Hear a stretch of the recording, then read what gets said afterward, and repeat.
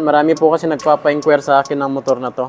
Ito naman po tayo sa Yamaha Mio Aerox. Alamin po natin yung updated price nila dito.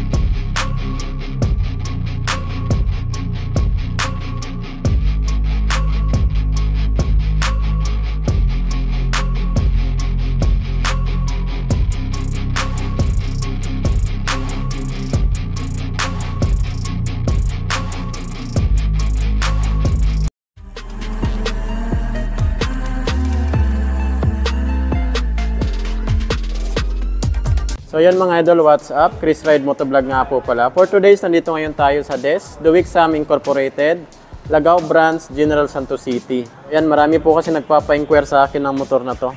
Dito naman po tayo sa Yamaha Mio Aerox 155cc po. Fuel injection po yan lahat. Alamin po natin yung updated price nila dito, tapos installment update na rin para may idea po kayo kung kukuha na po kayo ng motor na to. So tatlong kulay po yung available nila dito.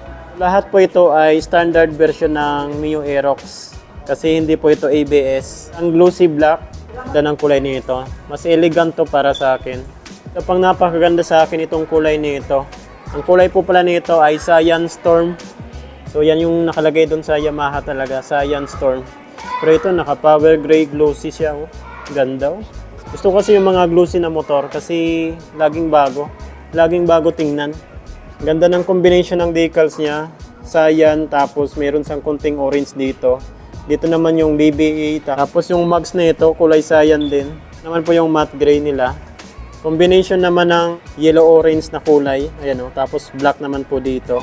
Tapos sa mags naman ito, naka-glossy black. Ganda po ngayon bumili kasi meron po silang special promo. Mio Aerox, less 1,000 pesos. Mapakas, tsaka installment. Maabil nyo po itong less 1,000 pesos nila. Full tank gasoline. Yan, marami silang freebies. Full tank gasoline pa. Tapos meron pa silang free helmet, jersey, TPL insurance, 3 years LTO registration. Okay na okay po pala bumili dito sa kanila.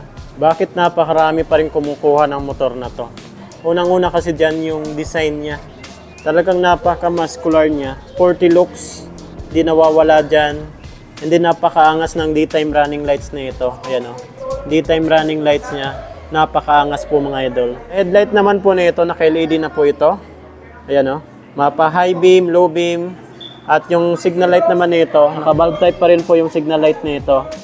Tapos pag tiningala natin, napakaangas po talaga ng datingan niya. Sa front suspension naman po na ito. Naka-telescopic pa rin po siya. And then may kaliitan pa rin yung telescopic niya. Yan lang yung ayaw ko dito, yung telescopic nito. Parang mas malaki pa nga yung sa XRM 125. Malaki kasi ng katawan niya tapos maliit yung suspension. So dito naman po yung horn niya, dito sa bandang baba. Ito naman po yung front fender niya. Napakaangas ng datingan niya. Parang Batman yung pormahan niya. Tapos dito naman sa bandang baba nito, ang iksi talaga. Dapat hinabaan nila konti para hindi naabot ng dumi yung dito niya banda. Dapat hinabaan din pala ito nila ng konti. Sa braking system naman po nito sa harapan, naka-hydraulic disc brake, naka-single pot piston caliper po siya. Yan po yung design niya. At malapad din po yung disc plate. Grabe, ang ganda talaga ng gulong nito. So ang size naman po ng gulong nito sa harapan ay 110 by 80 and then 14 inches po yung laki ng mags niya. Ang mags nito ay 14 inches tapos napakalapad. 110 by 80. Okay na okay ito pang cornering mga idol. Oh. Napakalapad. Maganda kasi sa malapad na gulong kasi napaka-stable niya sa kalsada.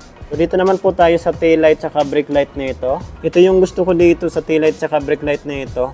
Napaka-sporty po ng design niya dito. Tapos wala na po siyang grab bar dito na makikita nyo. So dito na po sa hinahawakan. Oh. May matigas po siya dito na plastic. Dito po tayo dapat humawak. Oh. Maganda pa po dito, ang tail light at brake light nito, naka-LED na rin po ito. Pagdating naman sa signal light nito, naka-bulb type pa rin po yan. Ito naman po yung back fender niya. Maganda kasi malapad. Iwas tayo sa mga talsik-talsik ng dumi. Ito naman po yung lagayan natin ng plate. Pagdating naman po sa suspension niya dito sa likod, naka-dual shock po ito. Balance na balance kasi basta naka-dual shock po yan. So dito naman po yung airbags natin at ito naman po yung CVT. Pang big bike yung laki ng gulong nito. Size po nito ay 140 by 70 and then 14 inches po yung laki ng mags nito. 14 inches. Mas malaki pa to sa NMAX 155. Braking system naman po nito sa likuran, naka-drum brake pa rin po ito. Hindi pa nila ginawang hydraulic disc brake. Ito naman po yung muffler niya. Meron din po sa ditong mahabang heat guard. Plastic po siya. Pagdating naman po sa makina nito, naka 155cc, naka 4 valve, 4 stroke, naka single overhead cam at ang cooling system po nito ay liquid cooled na. Hindi na po kayo mangangamba baka mag-overheat yung motor natin. Naman po tayo sa handlebar niya. So dito naman po sa left side, nandito po yung menu ng ating panel gauge, itong dashboard niya. Ito naman po yung high beam, low beam na switch, turn signal light at horn niya. Sa right side, nandito po yung hazard switch at electric start. Tingnan naman natin kung may kickstart pa to. So wala na po itong kickstart. Pagdating naman po sa instrument panel gauge na ito, naka fully digital na rin po ito. Napaka-detalyado na rin po nito. So ito naman po yung ignition niya. Nakadisusi pa rin po ito. And then dito naman po tayo nagbubukas ng ating upuan at sa fuel. So buksan natin yung fuel niya. Push lang natin tong fuel. Ayan o. Automatic. Bubukas na po yan. So napakatipid po nito sa gas kasi ano po ito, fuel injection na rin po ito. Ito naman po yung sa upuan natin. Yun. Tingnan naman natin yung sa upuan niya. Wow. Under seat compartment, napakalaki. Yan. Dito naman yung sa battery natin. So pagdating naman po sa upuan nito, naka-two-tone po ito. Napaka-premium ng pagkakagawa sa kanya. Medyo magaspang naman dito at napakalambot naman mga idol. Ayan o. Makapal din po siya. Dumako naman po tayo sa updated price nila dito. So sa cash price po nila dito pa rin tayo nag-inquire sa Duwik Sam Inc. Cash price po nila dito ay 122,500 pesos. So yan na po yung updated price nila dito. 122,500 pesos. Ayan. So sa down payment po nito mga idol ay 13,000 lang din. 13,000 lang po yung down payment nila dito. Sa 12 months naman po na ito ay 11,276. Rebates pa po yan ng 200 pesos. Sa 2 years, ayan, 24 months ay 6,630. So rebates din yan ng 200 pesos. Sa 3 years, 36 months ay 5,081 pesos. So may rebates pa yan mga idol, 200 pesos. So mga 4,800 na lang din to. So sa mga freebies naman po nito, free helmet, jersey, tipel insurance, and then 3 years LTO registration. So maganda ngayon kasi meron po kayong less 1,000 mapa installment at cash payment.